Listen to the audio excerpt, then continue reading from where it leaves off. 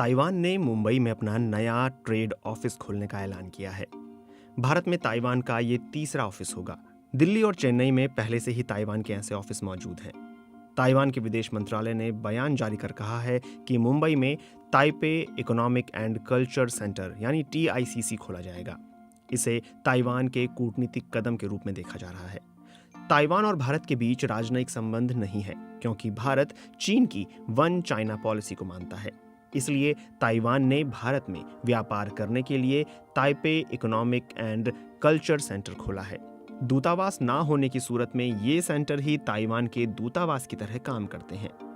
कहा जाता है कि अब तक दिल्ली में ताइवान का दफ्तर दूतावास की तरह काम करता रहा है और चेन्नई का दफ्तर वाणिज्य दूतावास की तरह काम करता रहा है। ताइवान की तरफ से कहा गया है कि मुंबई का दफ्तर व्यापार को बढ़ावा देने के साथ साथ ताइवान के लिए वीजा देने और भारत में रह रहे ताइवान के लोगों या ताइवान जा रहे भारतीय लोगों की भी मदद करने का काम करेगा। कूटनीतिक रिश्ते ना होने के बावजूद ताइवान ने दिल्ली में 1995 में पहला Taipei economic and culture centre खोला और ताइवान में इंडिया ताइपे एसोसिएशन की शुरुआत हुई।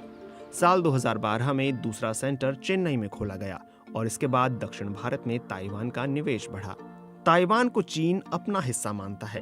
दुनिया का कोई भी देश अगर ताइवान को स्वतंत्र देश के तौर पर देखने की कोशिश करता है तो चीन उसे बर्दाश्त नहीं करता। भारत चीन के बीच साल 2020 से पहले जो रिश्ते थे और आज जो हालात हैं उनमें जमीन आसमान का अंतर आ चुका है।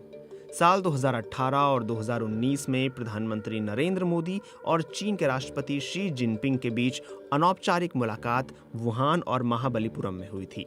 लेकिन साल 2020 में गलवान घाटी में भारत और चीन के सैनिकों के बीच हुई झड़प से रिश्तों में आ रही गर्मजोशी पर विराम लग गया। भारत और चीन के बीच संबंधों में अब भी तनाव है। सरहद पर दोनों देशों के सैनिक आमने सामने हैं। ऐसे वक्त में भारत में ताइवान की बढ़ती मौजूदगी काफी मायने रखती है। भारत और ताइवान के बीच बढ़ते सहयोग को चीन कैसे देख रहा है? दिल्ली स्थित स्कूल ऑफ मैनेजमेंट में चीन के मामलों के विशेषज्ञ डॉक्टर फैसल अहमद कहते हैं, अगर भारत में ताइवान व्यापार बढ़ाता है तो इससे चीन को कोई फर्क नहीं पड़ता। चीन खुद भी ताइवान के साथ व्यापार करता है। ऐसे में उसे ताइवान के किसी देश से व्यापार सहयोग बढ़ाने से परहेज क्यों होगा?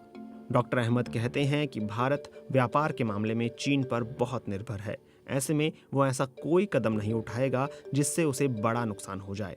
ताइवान का ये ऐलान भी कोई नया कदम नहीं है। चीन को लेकर भारत धीमी और सधी हुई रणनीति अपनाता है। वहीं ताइवान की बात करें तो साल 2016 में ताइवान सरकार नई साउथ बाउंड पॉलिसी लेकर आई।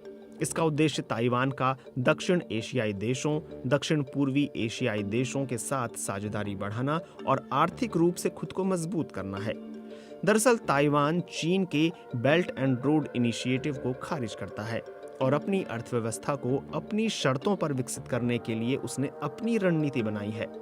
ऑब्जर्वर रिसर्च फाउंडेशन के एक लेख में कहा गया है कि ताइवान की नई साउथ बाउंड पॉलिसी का मकसद दक्षिण पूर्व एशिया के बजाय दक्षिण एशिया और विशेष रूप से भारत के साथ ताइवान के संबंधों को विकसित करना है।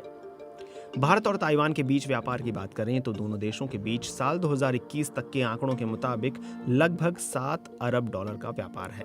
ये व्यापार इलेक्ट्रॉनिक्स और मशीनों के उपकरणों में सबसे ज्यादा है। वैसे यह आंकड़ा दोनों देशों के कुल विदेशी व्यापार का बहुत छोटा सा हिस्सा है। ये ताइवान के कुल विदेशी व्यापार का महज 0.9% है और भारत का 0.8%। ऐसे में दोनों देशों के बीच व्यापार बढ़ने की काफी गुंजाइश है। ताइवान भारत में निवेश करने वाले कुल 116 देशों में से 32वें नंबर पर है। ताइवान की सबसे बड़ी ताकत है उसका सेमीकंडक्टर, इलेक्ट्रॉनिक उपकरणों के सामान और मशीनरी, जो उसे तकनीक की दुनिया में काफी अहम बनाती है।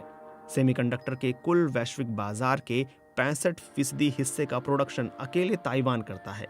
भारत अगर तकनीक की दुनिया में लंबी छलांग लगाना चाहता है तो इसके लिए ताइवान के साथ व्यापार बढ़ाना बेहतर साबित हो सकता है।